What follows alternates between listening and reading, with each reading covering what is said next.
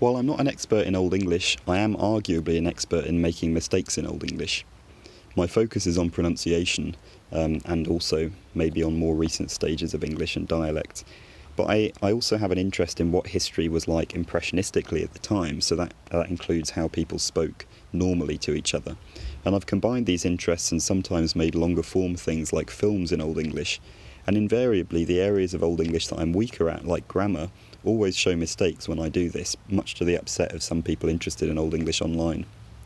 I maintain that the point of these is more to show people that early medieval people were normal people with their own day-to-day normality, something which I think fills a bit of a niche, and that as long as I put obvious disclaimers that I'm not an expert and I make grammatical mistakes, the things I've made so far have been okay and not too irresponsible. Having said that, approaching an ancient language is hard, and one potentially useful thing I can do is give some examples of pitfalls to avoid if you try to learn Old English. I'll have some very basic ones and some more advanced ones. If I do make any mistakes in this video, please feel free to let me know, although I hope that I've gone over it enough that I don't make any. Firstly, some people who have no exposure to Old English will read certain letters by reference to whatever modern letter they look most like. When my aunt picked up an Old English textbook I had, she read these two letters as if they were the letter O, which surprised me because in my head they're two letters in their own right, but I do see where she was coming from. In reality, these two letters, thorn and eth, were both used interchangeably in Old English to represent interdental fricatives, the sounds th and the, as in thin and then. The difference is with th, your voice box isn't buzzing, and with the, it is buzzing. It's the same difference as you have between s and z. In Old English, whether you used the voiceless th or the voiced the depended on its position in a word. If it came after a stressed vowel and either an unstressed vowel or a voiced consonant, it was pronounced the, but in other situations it was pronounced th. A stressed vowel, by the way, is one that carries emphasis, like in modern English, water, cataract, denial. So the word smith had th, but smithus had the. As I say, the letters are interchangeable and not tied to the voicing status of the sound. So smith is always smith, whether it's spelt with a thorn or eth, and smithus, whether it's spelt with thorn or eth, is always smithus. You never say smith or smithus, only smith, smithus. A simpler thing to remember is this letter win. It stands for the w sound, even though it looks kind of like a letter P. Many modern transliterators will just replace it with the letter W to make it easier to read for a modern speaker. On that note, pronunciation. This is the first situation where it's important to say, learn Old English on its own terms. Don't assume it's more like modern English than it is, or more like German than it is. Old English is very different to modern English, and it's very different to German. It's its own language. So when you see a letter win or a W, don't just assume it's pronounced like a V, because that's how it would be in German. Follow the textbooks and pronounce it as a W, because there's a lot of evidence that it was W in Old English. When there's an unstressed vowel at the end of a word, like in harte or wudu, resist the modern English or modern German temptation to reduce it. It's harte, wudu, not harte, wude. Aspects of Old English pronunciation may feel unintuitive at first, and it can feel certain at times that the reconstruction must be wrong because it sounds so different from modern German or modern English, but researchers are well aware that it doesn't sound much like modern English or German. The evidence says that it probably didn't. Also, some words may sound just slightly different to how they do in modern languages in a way that feels slightly awkward. So the word for bear is bera. It might feel tempting to lengthen the vowel, bera, but Old English had both long vowels and short vowels, and this was definitely a short vowel, bera. It lengthened in the Middle English period and separately in German, so the Old English word does just sound slightly weird from a modern perspective, and it takes some getting used to. Bera, bera. Next, get used to spelling being a bit all over the place. Because there was no standard prescribed spelling system, sometimes writers would spell the same word in two different ways on the same page. Modern transliterators may or may not standardise the spelling of a text. Unfortunately, this means that we can't really tell how a given writer intended a given word to be pronounced. We have a good broad strokes reconstruction of the major dialects of Old English, but we have to accept that when we read a given text, the random monk that wrote it may have pronounced things differently to the textbook late West Saxon dialect, and that might be why he has a certain pattern of weird spelling. There's no set rule about how to read one of these texts out loud. Especially if you're a beginner, nobody expects you to recognise every word and automatically pronounce it in textbook pronunciation regardless of how the author has spelt it. I certainly couldn't do that even now. Next, be aware that Old English is a lot more synthetic than Modern English, and I'll explain what I mean by that. This is quite a big barrier. In Modern English, if I say the cat bit the dog, I intuitively know it's the cat doing the biting. This is because I say the cat before the verb, so the cat must be the subject, the thing that's doing the verb. If I switch it to the dog bit the cat, then the dog becomes the subject and it's now the thing doing the biting. Old English didn't rely on word order in this way. To know if something was the subject or the object of a verb, you need to pay attention to the form of each noun, and also the adjectives and articles that are modifying that noun. So for example, Seu katte bat thone hund means the same thing as thone hund bat seu katte. In both cases, the cat, seu katte, is doing the biting, and you know that because the word for the is seu, which is the feminine nominative form of the word for the. Feminine because the word katte has a feminine gender, that's not relevant in this section, and nominative because it's the subject of the sentence, it's the thing doing the verb. If you wanted to turn the tables and have the dog be biting the cat, you'd have to change these words for the. You'd have to say, se hund bat tha kattan, or tha kattan bat se hund. Here the words for the have changed, so that the word hund takes the masculine nominative singular form of the, and katte takes the feminine accusative singular form.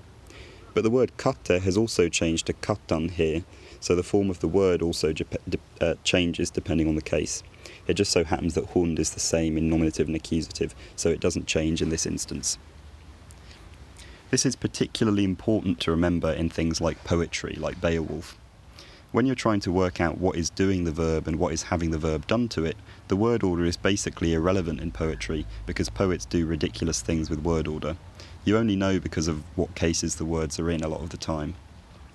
Slightly more advanced, in normal, non-poetic Old English, there are rules about word order, although they're looser than in Modern English. So Old English word order isn't a complete free-for-all, and especially if you're writing some dialogue for a story or something, you'll want to learn the general patterns that non-poetic word order tends to conform to. Here, again, don't assume too much similarity with Modern English or Modern German. There are things from Modern English and Modern German that do carry over. In subordinate clauses, the verb often gets sent to the end. So, equivalent in Modern English, instead of the woman that owns the dog, you might say the woman that the dog owns. So the subordinate clause here, the sentence within a sentence, is the dog owns. And because it's introduced by a subordinating conjunction, that, the verb gets sent to the end. And you know the woman owns the dog doesn't own the woman, because in Old English the dog would be in the accusative. So in Old English that would be that wief, thethon e hund ach. I won't go into too much detail about what subordinate clauses are, partly because the further I go into syntax, the more likely I am to make a mistake myself. But the point is, word order does have some rules that it's worth directing attention to. But in poetry they become much looser. Another tip, grammatical gender. If you haven't come across it before, Old English has 3 grammatical genders, masculine, feminine and neuter, and every noun, every person, place or thing word has one of those 3 grammatical genders baked into it. And that will affect the forms of any adjective that describes the verb. So the word grey would change depending on if the thing you're describing as grey was masculine, feminine or neuter. Ich auch greine hund. Ich auch greie kattan. Ich auch grei wief. 3 different forms of grey. It's useful to learn each new noun with its word for the, which will tell you the gender. And it will mean the grammatical gender is more baked into your understanding of the word. So don't learn hund means dog, learn se hund means the dog. That way you'll remember se, you'll remember that the word hund is masculine. If you're referring back to things using pronouns, like I went to the shop today, it was closed. Whereas in English you'd base it entirely on the social or natural gender of the referent. So he if it's socially male, she if it's socially female, it if it's an inanimate object. In Old English, you do this according to the grammatical gender of the referent. So a chair, stall, is masculine, so it's he. A goat, gart, is feminine, so it's she. The exceptions are with words for humans whose grammatical gender doesn't match natural gender. So the word weef, meaning woman, was neuter, so you'd use neuter adjectives for it, but you'd use the feminine pronoun, heo, she, to refer back to her. So if you're composing things in Old English, bear this in mind, and if you're reading things in Old English, don't be thrown off by this. In fact, with texts with confusing word order like Beowulf, you can use the gender to help work out what a pronoun might be referring back to.